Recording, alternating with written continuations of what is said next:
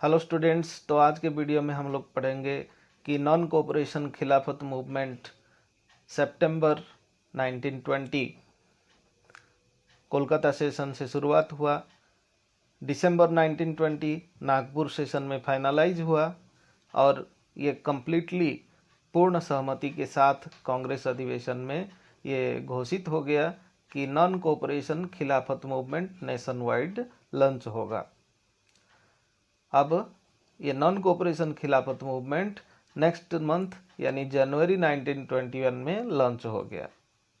इस मूवमेंट में different social groups participate किए थे, लेकिन सबसे पिकुलियर बात यह है कि जो डिफरेंट पीपल इस मूवमेंट में शामिल हुए थे उन लोगों के लिए स्वराज, भले ही स्वराज के लिए ये लोग लड़ रहे थे, लेकिन स्वराज का मीनिंग सबके लिए अलग अलग था।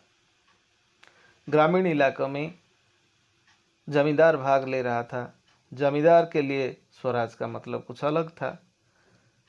डेली लेबरर्स, पीजेंट्स पार्टिसिपेट किए थे, उनके लिए स्वराज का मीनिंग अलग था। शहरों में डिफरेंट सोशल ग्रुप के लोग पार्टिसिपेट किए थे, सबके लिए स्वराज का मीनिंग अलग अलग था। तो in this particular topic we will study how the meaning of Swaraj was different for different group of people and how the non-cooperation Khilafat movement spread both in rural area and urban area.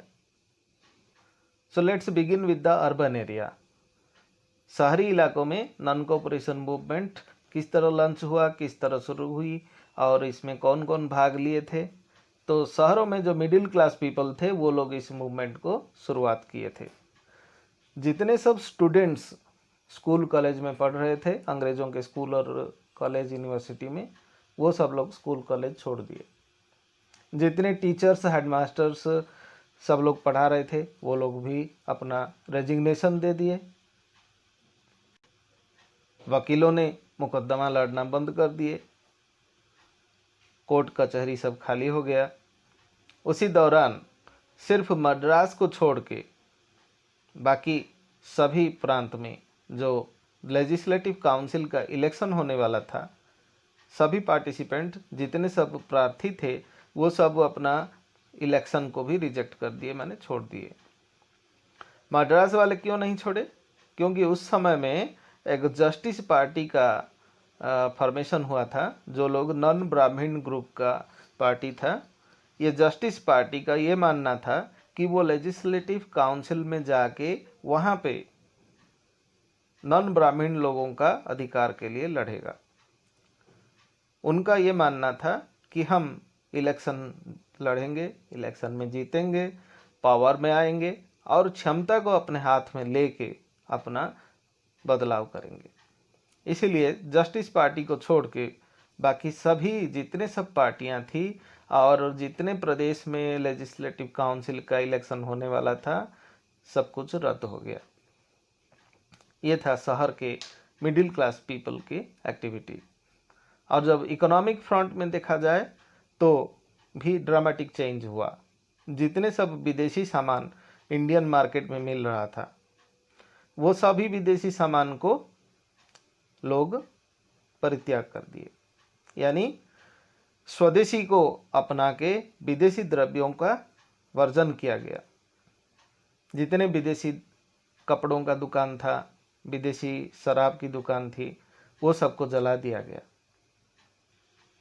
और इस आंदोलन से लोग इतने बड़े पैमाने से active हो गए थे कि ब्रिटिश गवर्नमेंट का जो इंपोर्ट था, क्लॉथ इंपोर्ट, विदेशी कपड़ा जितना सब इंपोर्ट होकर इंडिया आ रहा था, लगभग 1 साल के अंदर वो आधी हो गई।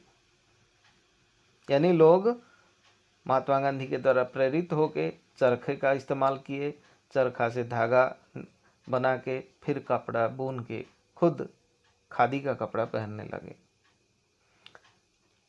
तो 1921 से 1922 के बीच में विदेशी कपड़ों का जो इंपोर्ट था वो आधा हो गया और उनका जो रेट था 102 करोड़ से घटकर 57 करोड़ तक घट के आ गई। यानी इंपोर्ट वैल्यू जो था, पहले 102 करोड़ का कपड़ा इंपोर्ट होता था, अब वो 57 करोड़ का मात्र इंपोर्ट होने लगा।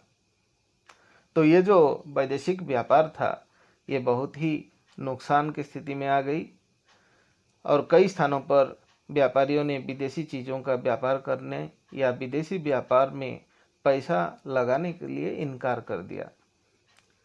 ये एक प्रकार का बहिष्कार आंदोलन था।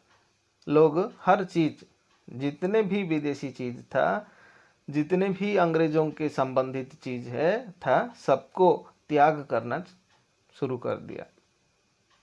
तो विदेशी कपड़ों के बदले भारतीय कपड़ों का मांग बढ़ने लगी और विदेशी स्कूल के बदले देसी स्कूल का निर्माण हुआ। वो देसी स्कूल में कुछ एग्जाम्पल मैं आपको दूंगा। मदन मोहन मालवीय जी के द्वारा बनाया गया बनारस हिंदू स्कूल उस समय में बना हुआ था विदेशी स्कूल का एक सब्स्टिट्यूट देसी स्कूल के रूप में।